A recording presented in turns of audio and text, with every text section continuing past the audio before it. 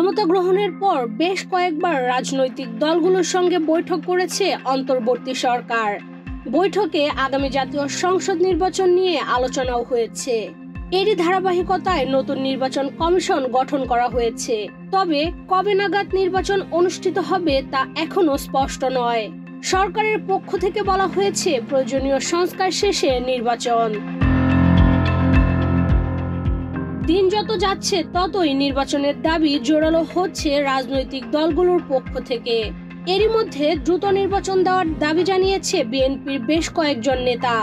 অন্তর্বর্তী সরকারকে নির্দিষ্ট সময় বেঁধে না দিলেও 2025 সালের মধ্যেই ত্রয়োদশ জাতীয় সংসদ নির্বাচন চায় দেশের অন্যতম প্রধান এই রাজনৈতিক দল। দলটির দায়িত্বশীল নেতারা বলছেন, বর্তমানে তাদের সব সাংগঠনিক কর্মকাণ্ড জাতীয় নির্বাচন ঘিরে।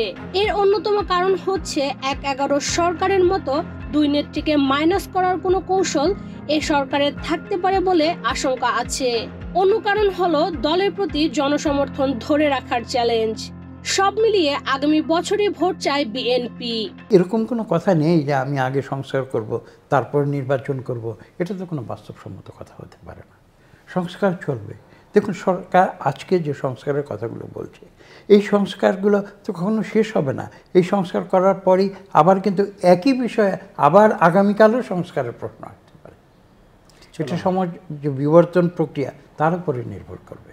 কাজে এটা ওয়ান আফটার দি অ্যানাদার এরকম তো হতে পারে না, আর ওয়ান অর দি অ্যানাদার এটাও হতে পারে না। They must go parallelly. কাজে সংস্কার চলবে, নির্বাচন হবে, মানুষের ভোটের অধিকার প্রতিষ্ঠিত হবে, গণতন্ত্র প্রক্রিয়াকে ফিরিয়ে আনতে হবে। এটাই হচ্ছে আজকে বাংলাদেশের মানুষের সামনে মুখ্য কাম্য।